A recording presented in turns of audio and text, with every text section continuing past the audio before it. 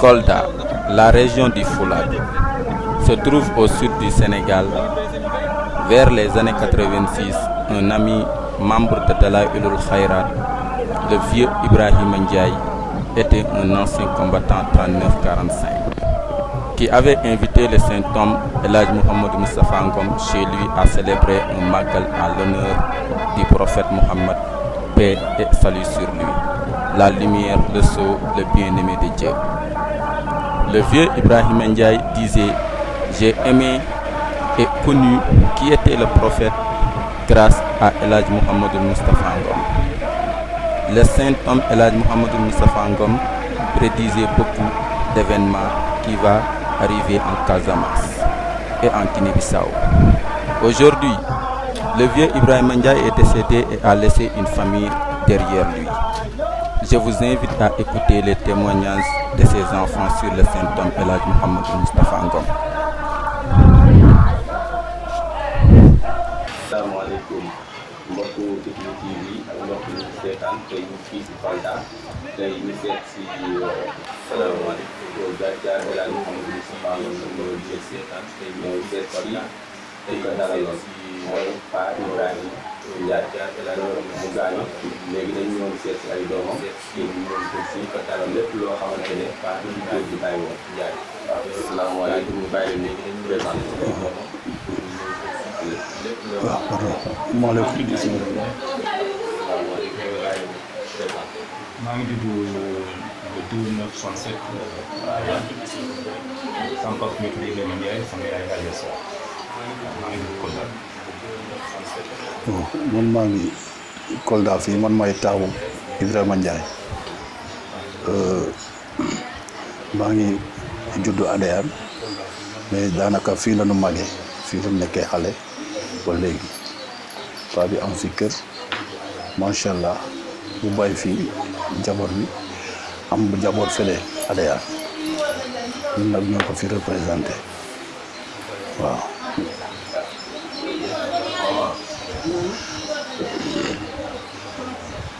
présenté wu.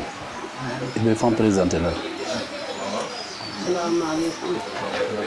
man maa jabat Ibrahima Ndiaye présenté wu. Kolda ñu ci nga xamante Elhadj Mohamed Ngom yàgg na lool bu baax la na ku am itte borom xam-xam la moo uuf suma jëkkër ñu uuf suma njabooti yëpp maa ngi cee gërëm wala yàlla xaral ci askan moo uuf suma jëkkër moo uuf suma njabooti bon yëpp. ma commencé waxtaan bi si leneen mooy taw bi Cheikh Tidiane Diagne. ma commencé première question bi rek mooy dama doon laajte Elhadj Mohamed Moustapha Ngom nan la def daje sa papa Ibrahima Ndiaye. première question rek mooy dama doon laajte bon Elhadj Mohamed Moustapha Ngom nan la def Elhadj daje sa papa. Elhadj Momadou Ngom sama goro sunu goro mooy jëkkëru sama sœur bi Ibrahima Badiane ak kii Faye kii Mamadou Faye ñoom ñoo tax ba mu xamante ak sam papa daanaka ñoom ñoo ko présenté alors depuis lors pa bi ak Ibrahima Ndiaye ak Elhadj Ngom ñoo jàppante bu noble ak bu sincère ci wàllu diina bi dégg nga ñuy def ay voyage tourné partout sam papa tamit jaar woon ko yoon yu bëri biir Casamance fii te andil ko ay taalibe ñooñu ñëpp nekk ci ginnaaw ñu def ay ziyaara partout bay na fi ay ñaan bay na fu nekk ñaan man mii damay dem ci dëkk yoo xamante ne sax ci biir waxtaan nii rek dañu ne Elhadj Ngom jaar na fi te man xawma ñooñu xamunu ma sax ci biir waxtaan nii rek dañuy jékki-jékki wax ma ko comme ay Tanaaf ak ay Simbandi Saami ba Gudam jaar noonu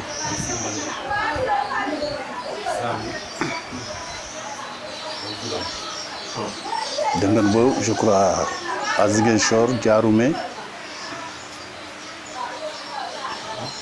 waaw Diaroumé bon côté yooyu laa jot a jàpp daal waaw. dëkk yi ñu jaar noonu yëpp dëkk yi yooyu yëpp ñu jaar. waaw. moo xam góor gi. El Hadj Mouhamadou Moustapha Ngom. waaw fu mu dem mu def fa ay gàmmu ay ziyaara di ñu ñëw uyu si ko sànni ñaan ba léegi ñaan yooyu ñu ngi nangu ndaxte tey xëy na mi ngi àllaaxira mais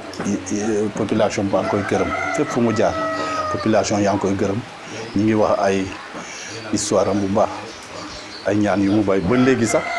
am na ay dëkk yoo xamante ne ñu ngi def ay ziyaara dañuy dem ci jàkka yi ñu koy sànni ñaan ba léegi comme dans le Balantacounda la dañuy dem ba léegi trace yu mu bay foofu ba loolu yooyu yëpp yooyu ñu ngi foofu ba bu war a Guinée Bissau yëpp dañuy wax ay affaire am mas naa sax dugg ci benn kaar ma jóge Kolda di dem Adéane may dëgg ñuy wax affaire ñuy wax El Hadj Ngom Rufisque tu as vu ñuy wax ay ñaan yi mu waxoon d'ailleurs sax même la rébellion de la Casamance là avant la rébellion je dis bien avant la rébellion paa bi waxoon na ne fii zone bi dina am lëndëm il faut que ñi génne ay sara parce que lëndëm bu gën a kii moo ñëw am fii bon bu ñu demee ba ñu gis même pas 4 ans 5 ans rébellion bi commencé dans la zone là mu métti lool les gens se sont rappelés ni amoon na sëriñ bu fi jaaru bu jógee Dakar Rufisque mu tudd El Hadj Ngom waxoon na ko fi dans chaque gàmmu il l'a dit moi-même sous mes yeux maa ngi taxaw il l'a dit à Adéane il l'a dit à Ziguinchor il l'a dit ici à Goudomp à Tana ba Kolda fii ne ni nañu jóg ñu def ay ñaan je me fàtte naa ñaata kii lan waroon jàng sax du loolu kon foofu yëpp dañu am lënd te effectivement rébellion boobu moo fi nekk ñu wéy ba léegi donc paa bi yàlla mayoon na ko xam-xam trop xam-xam bu baax bu mag maa ngi fàttaliku sax la gendarmerie dañ ñëw ñu ne dañ koy escorter ñu ne non bu ko gën escorter bëggul ils ont insisté président de la République Abdou Diouf moo nekkoon président à cette époque là kooku woo ko ne ko ba ñu escorter la rek ci lañ ko commencé escorter mu nangu ñoom Faye ak ñoom Badiane dina ko nangu bu fu muy dem yëpp gendarme yi dañ koy topp BMS daf koy topp waa BMS duñu sol tenue mais dañuy nekk en civil ñu koy topp man xam naa ci waa BMS ñu ci bare ñu ko doon topp fu nekk te maa ngi jégalu dama xaw a am cardiaque su may wax bu bare bi rek damay fàtt loolu moom moo kii bismillah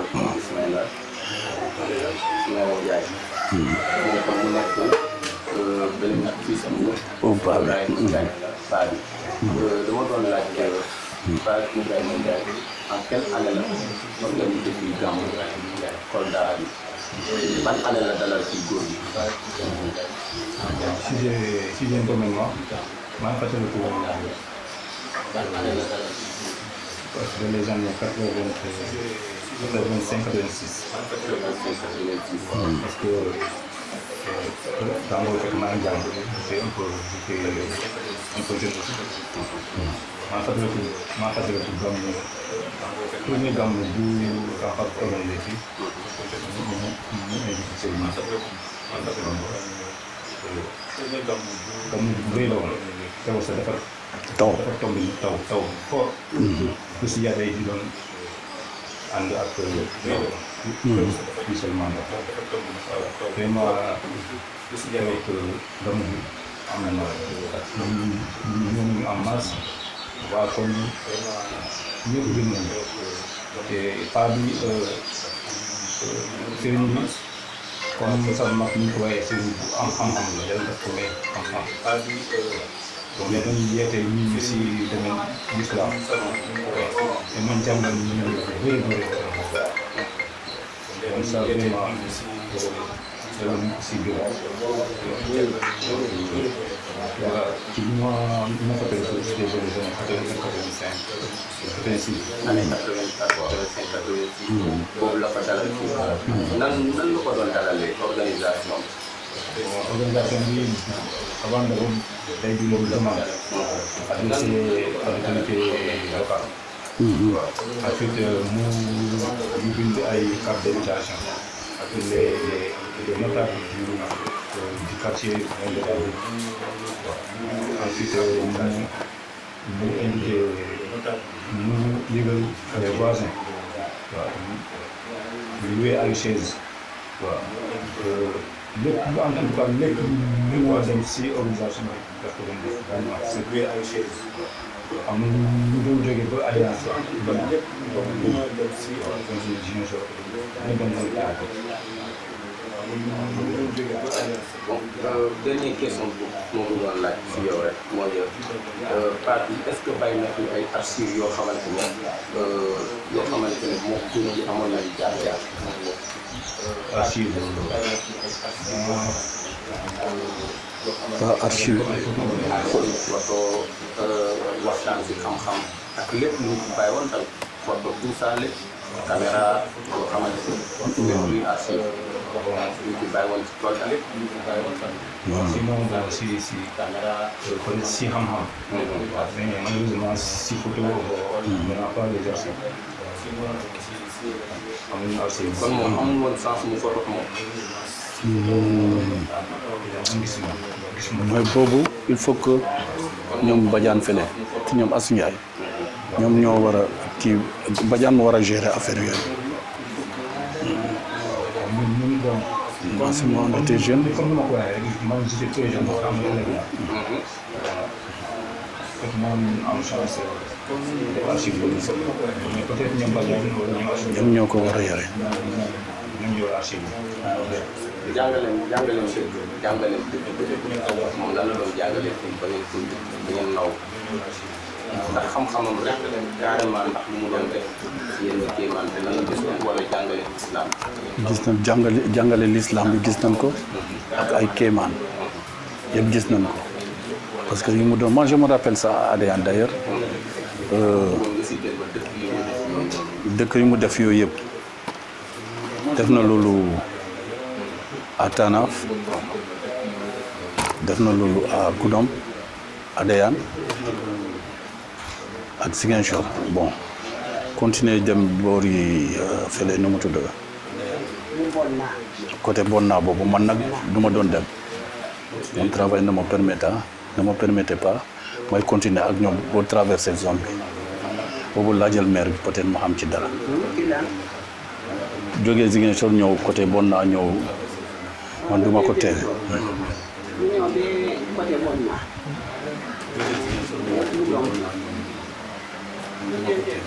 bu jaarume de jaarume waaw de Tanaafu Ngom def na loolu yëpp dem na ba jàlla wala fale boori Bumbuda waaw def na yëpp boo jekkee jeeju Adéane fekk booba jéeg bi mu ngi ñànga jéeg boobu mu ngi ñànga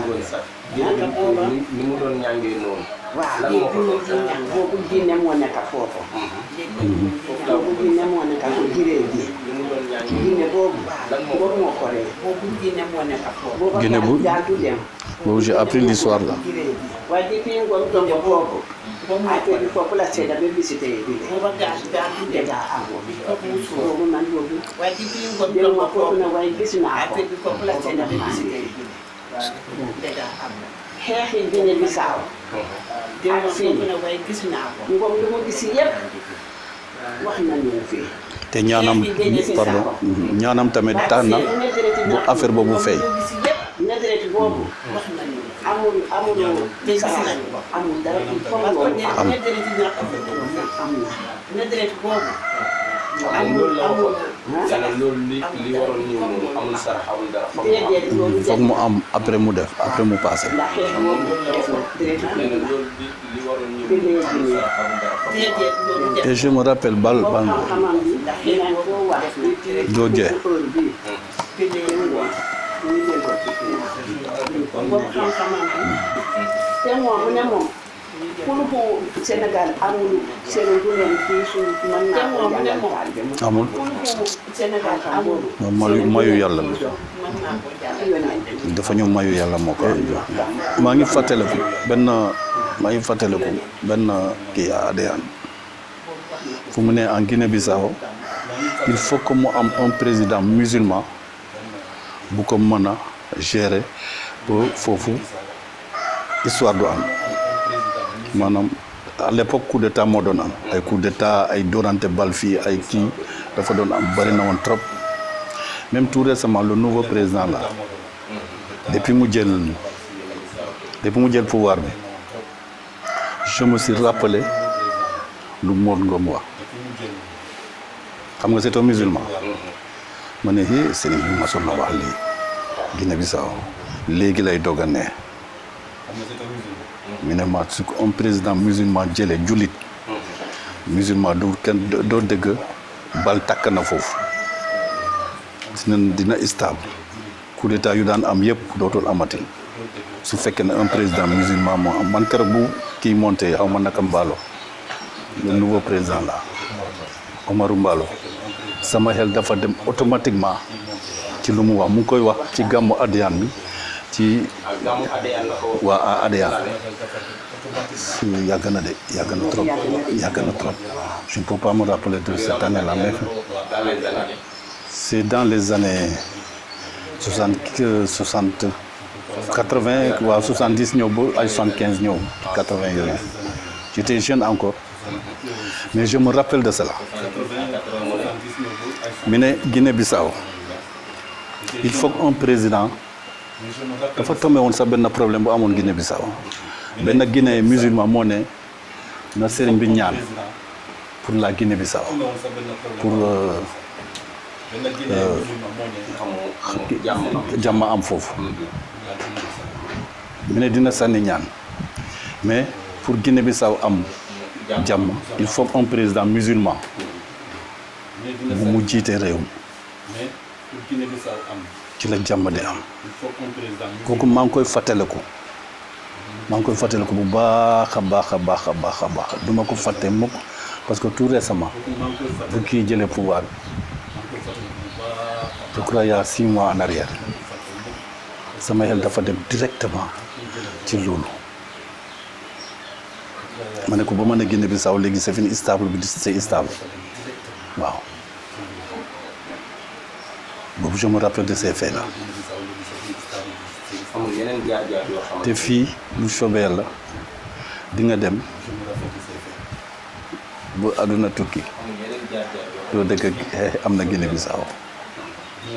doo ko dëgg moom bon xaaral ma xalaat encore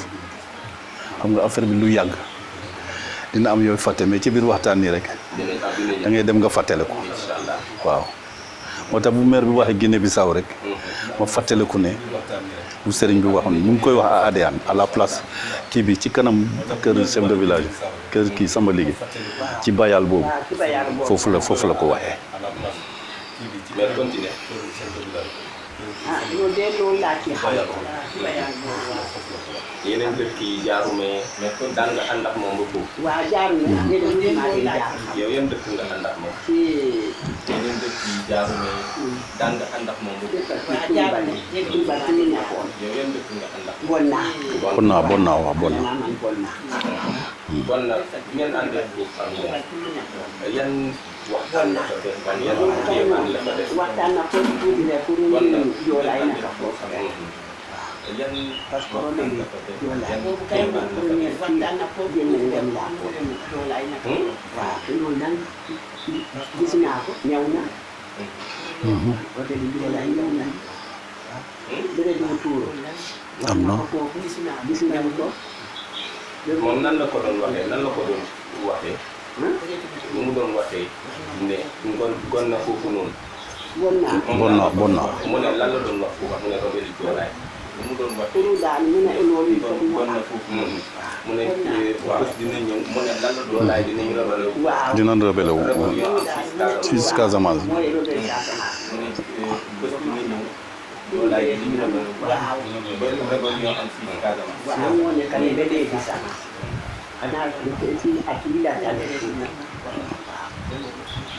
mooy lëndëm bu mu la doon wax rek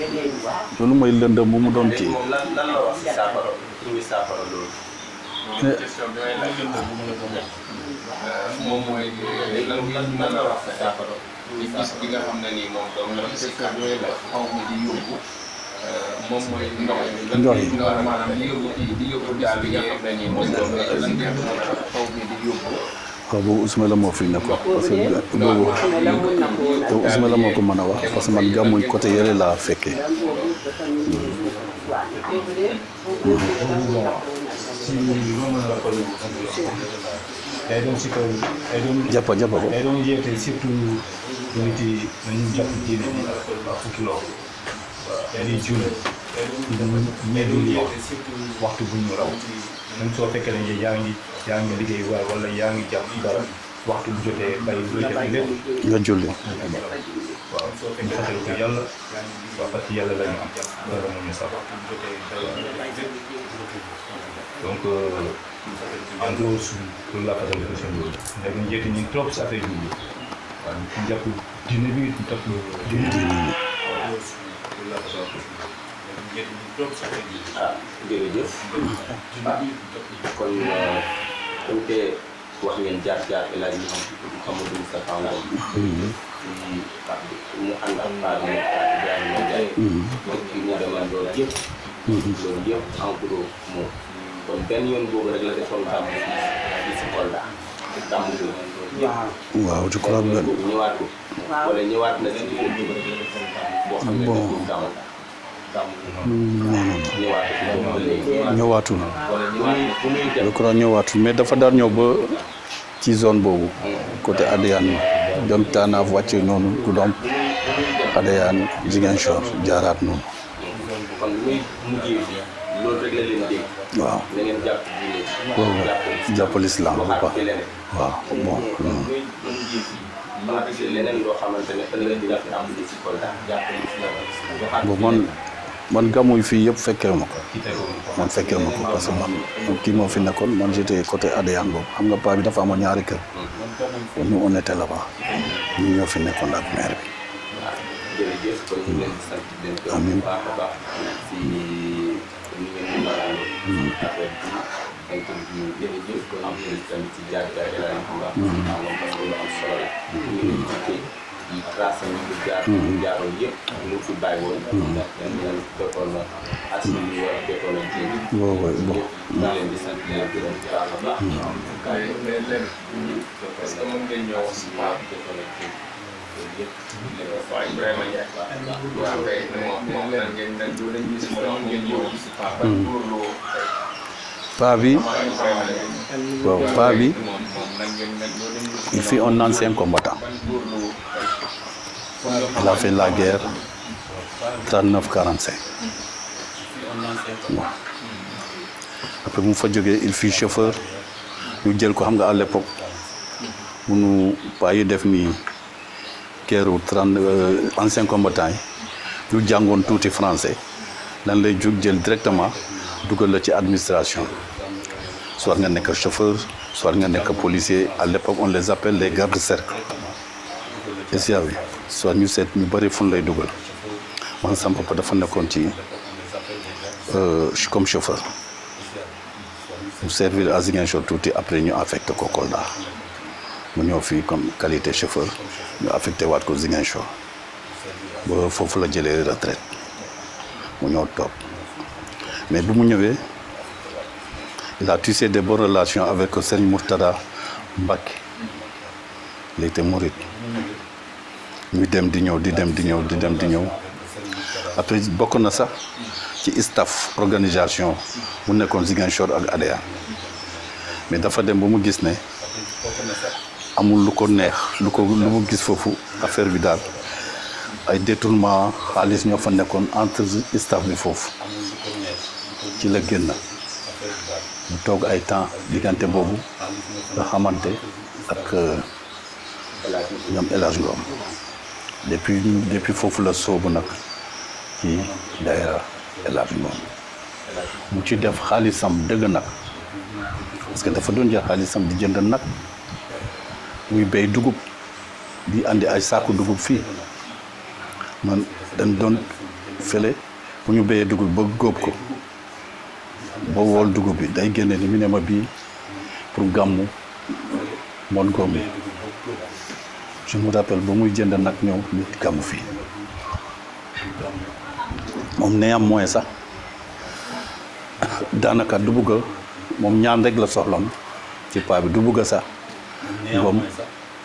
bien vrai que Ngom sax moo ko ëppoon moyen mais duy bugg kooku financé c'est ce qui a tissé les relations nobles et sincères très nobles waaw paa bi sax daanaka waxoon na ko sax su amoon doom ci diggante bi moo Ngom loolu moo tax sunu doom yi sunu sœur yi ay doomam bu bëri sëy ci taalibe parmi les taalibe ci taalibe Mor Ngom moo andi Fan Ndiaye sëy ak Faye sama sœur ñoo bokk ndey ak baay moo andi ñun Seynabou Ndiaye sëyoon fii ak doomam ba ci sëtam yi sax ak jabaru kii lignée boobu mooy continuer ba suba ñoom Alima moom jabaru sëriñ bi la woon relation yooyu ñoo andi ak Koddu Ndiaye boobu mu andi relation boobu ba bu ma lay wax ni ba léegi te loolu bu soobee la mooy wéy tamit parce que ñu sax des fois sax sunu sœur yi Ibrahima Badiane moo koy maye moo leen di maye dañ koy gis ne moom mu maye rek sunu sœur yu nekk côté yële ñoom Seynabou ak yooyu ñoom kii nu mu tudd ñoom Ibrahima ñooy maye waaw loolu la et puis je me rappelle aussi lu ma fàtte woon paa bi feebaroon na fi feebar bu métti Mor Ngom moo ko ne na ñëw Dakar mu nekk kër Mor Ngom foofu à Rufisque man dew ma demee paa bi mu ma ko paa bi na ma bul dem yow jarul sa nga ñëw yow na nga toppatoo tool yi ma nekk foofu mu ñëw mi ne masul dem hôpital paa bi chaque matin xam ma am na ndox bu muy jël fuy sànni ñaare mu naan ñaane rek mu naan mu sànni ñaan ba paa bi weer cooj paa bi dellu si fii mu dem nekk fu continuer liggéey continuer ses activités ñu dem ba des années après AVC tension boobu moo ko ñoo jàpp AVC bi moo ko ñoo rey mais je crois que moo njëkkee gaañu Mor Ngom non pas Mor Ngom moo ko njëkkee gaañ en 93 mais paa bi moo ne nii masul dem hôpital moom bu muy jógee fii di dem Dakar di dem uyu ji Mor Ngom parce qu'elle était malade dafa yaakaar ne daan ko yóbbu hôpital hospitalisé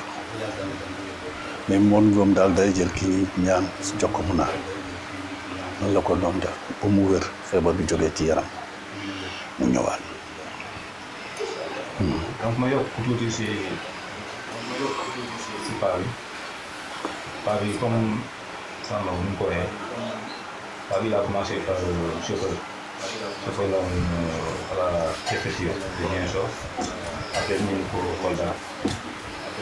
après ça mu jëlee retraite mu jàpp si agriculture. waaw agriculture. te day dem béy. waaw comme ni mu béy loolu. waaw maa ngi rappelé école bouteiller vacances day jot rek. ñun yëpp ñu dem. ñoo jël sama rajo bi la yóbbu nañu Aliya dañ fay pour que ñu def 3 mois de vacances te il a renversé il a renversé ba Aliya. ñu Adéane foofu waaw. dañ doon béy bi ñu béyee ba octobre di béy école bi waa tëj parce que ñu tëral suñu ñoom comme suñu temps donc béykat bi mag la waaw te vraiment si bu ma xamee El Hadj Mamadou après ci la commencé wàññi tuuti kii bi. du waaw. waaw waaw. parce que man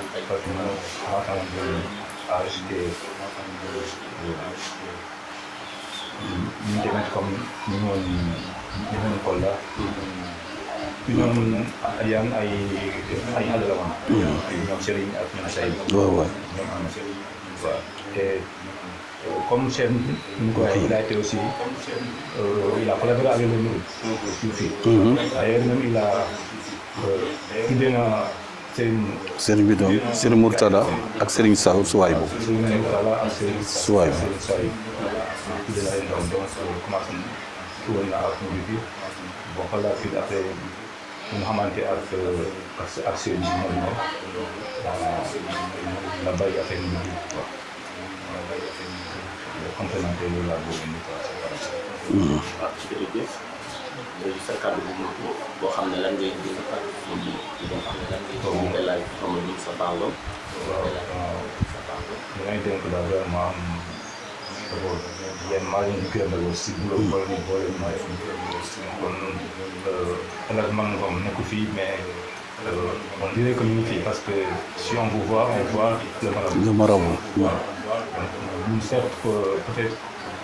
nous sommes un peu loin de Dakar waaw des fois damay bëgg di assister gam yoo leen di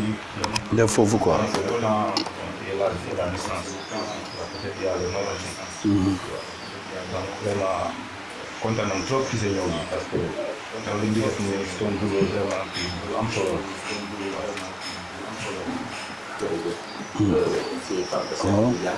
waaw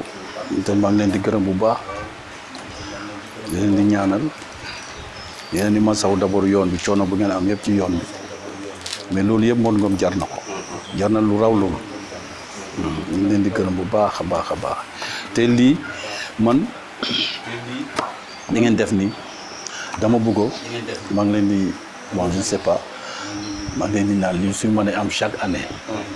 comme léegi à cause de la pandémie là regroupement yi léegi c'est daanaka interdit donc mais li ngeen di def nii di ñëw nii di ñëw seet jaar-jaaram di dem partout bu mënee am chaque année dina baax parce que ça va permettre parce que lii daf nu bett ça va nous permettre de nous de réfléchir sur le faux sax lu nu rappeler wu rek on écrit lu nu fàttale ko rek on écrit on écrit et avec comme ça bu ngeen ñëwaatee ñu kii leen parce que sëriñ bi daf fi bay histoire boo xam ne bu mag a mag a mag a mag bu mag a mën nañu rappelé wu parce que ci biir waxtaan yi rek la ñuy rappelé wu nii te avec ñëw bi daf nu bett loolu moo andi lii yëpp ñu leen di ñaanal bu baax a baax a baax yàlla may leen wér ak wérle ngeen def si continuer seen voyage bi ci jàmm bi ngeen àgg Dakar ci jàmm. waaw mais sa kàddu bu mujj léegi noonu ñuy dénk kàddu bu dénk itam El Hadj Mouhamadou Ngom jaar-jaaram tuuti rek jaar-jaaram. Ngom de moom waxtaanam bi kenn mënu koo jeex. jeexal ça c'est vrai. moom de waxtaanam bi kenn mënu koo jeexal. moom de waxtaanam bi kenn mënu koo jeexal. man xam naa ne daal borom xam-xam la daal borom xam-xam la li mu wax rek Casamance. gis nañu ko. Casamance am nañu gis nañu ko. ndax léeg-léeg Badiane daf may waxtaan yoo xam ne daal man léeg-léeg Badiane ko def alhamdulilah. ça c'est vrai. man de loolu lépp laa ci xam ko. parce que Badiane bu ko rebelle yi jàppee. rebelle yi daan ko jàpp ci toolam ñu takk ko nii ñu takk ko fële ñu braqué nii seen arme yi chargé ko yëpp. tu as vu mais am na saar boo xam ne moon ko moo ko bàyyi ngoom moo ko ko jox ne ko foo lëj ba nga xam ne lëj nga xam ne dee moo fi ses na nga jàng saar boobu moon ko foofu la jàngee Badiane foofu la jàngee saar boobu ñii li jote loxoom bi yëpp ñële ñu ngi reñoo nan ko rey buñ ko rey moom mu ngi jàng saar bi di jàng saar mais noonu la ñëw ba mu ñëw ñu koy dóor ay question ñu tontu en joola di ko laaj bon ko bàyyi foofu bon ko bàyyi dafa leen ñibbi dafa leen seen ñu ngi ñëw ak seen arme ñoom yëpp ñu ngi ñàng ñu ñëw ci kaw bu ko ngoom jox ñu ñëw ben attaqué moom moo jëkkal ñu mu ne ka suumay kenn ki mu ne yoo sami yo bi sakku la ñu kenn ki mu ne waa ñi rey ko waa ñi romba waaw ça c'est vrai Badiane moo ko wax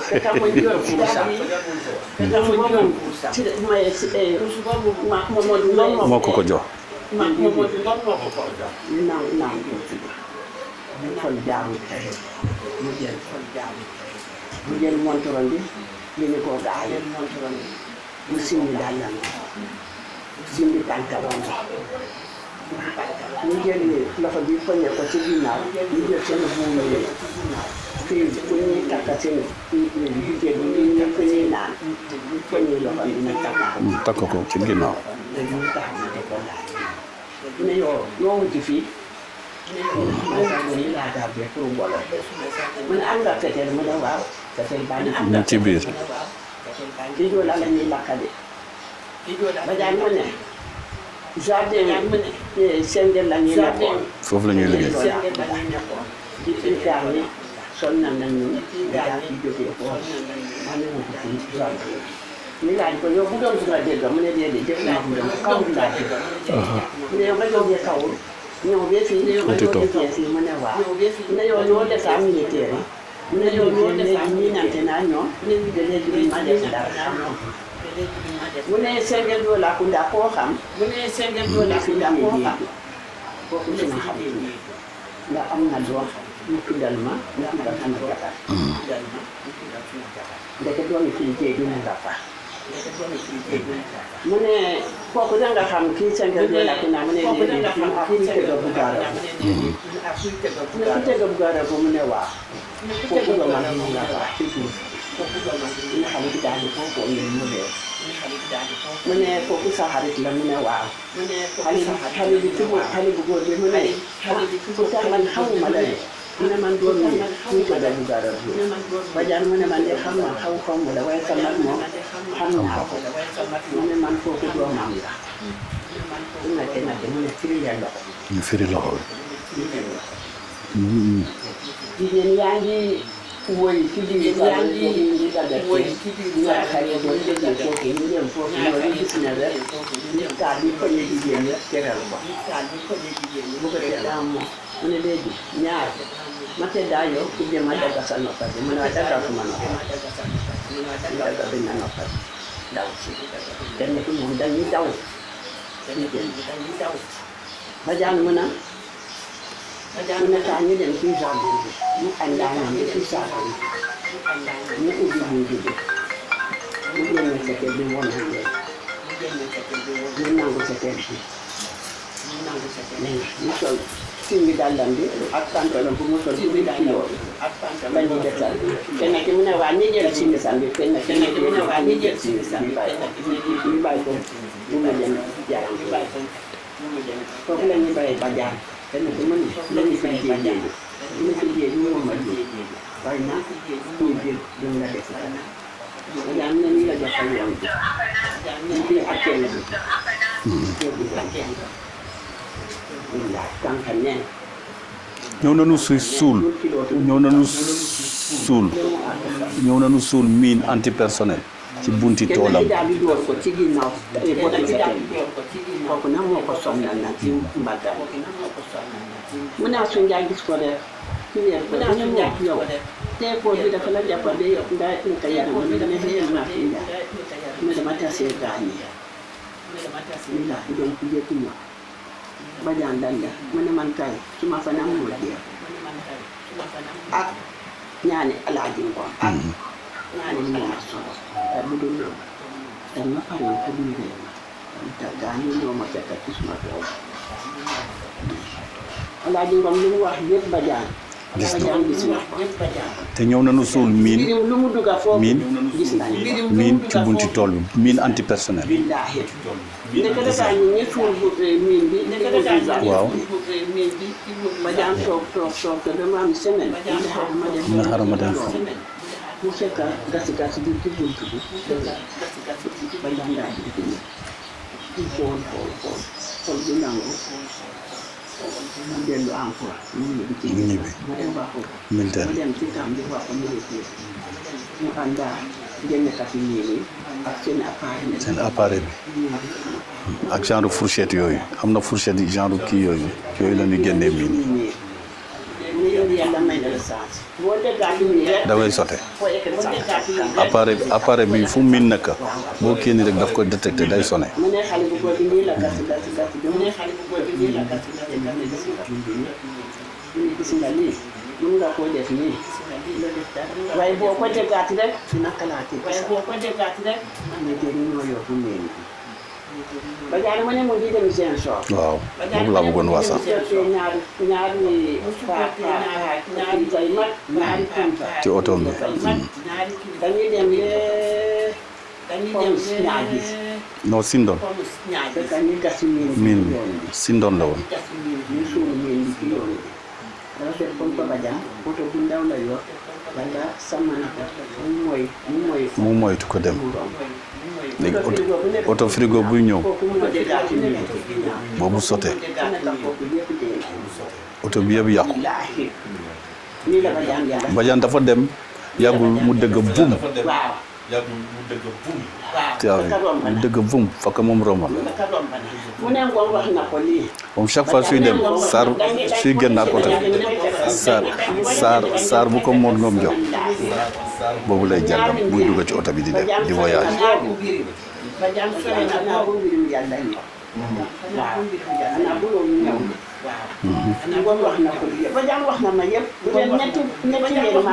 waaw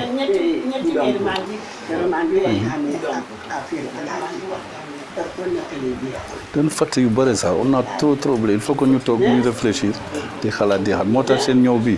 c'est très bien neex nañ trop mais yàlla na continuer bu baax a baax tey naa bu ngeen ñëwaatee dina am yeneen tamit yu nu kii dinañ ñëw ñu rappel dinañ comme ça nan lañu toog yu baax yëpp waaw amiin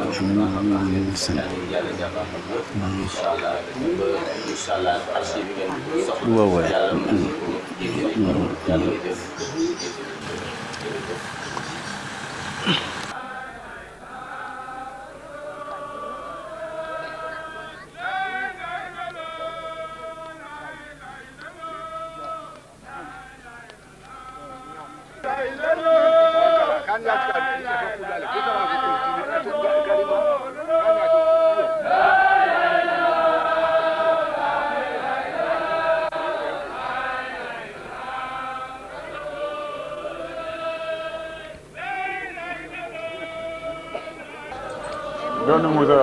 Ban bat na naf. Jabe o sujud jabe.